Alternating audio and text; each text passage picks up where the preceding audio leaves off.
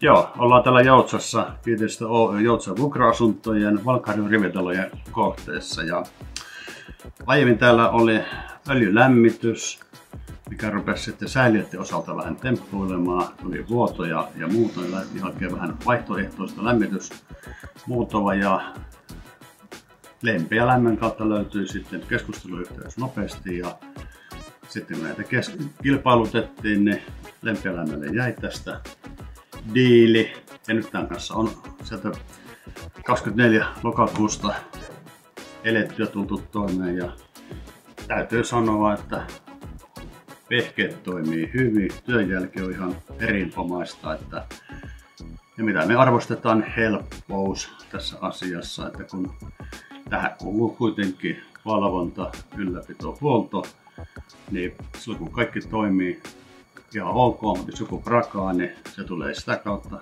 Tämä on leasingin muotoinen, niin kuitenkin me saadaan tässä vuosijänteellä muutama 1000 euroa säästöä verrattuna edelliseen lämmitysmuotoon, puhumattakaan sitten sitä aikaa jää paljon muuhunkin, kun on meillä muutenkin tekemistä kuin seurata öljylämmityksen kulkua.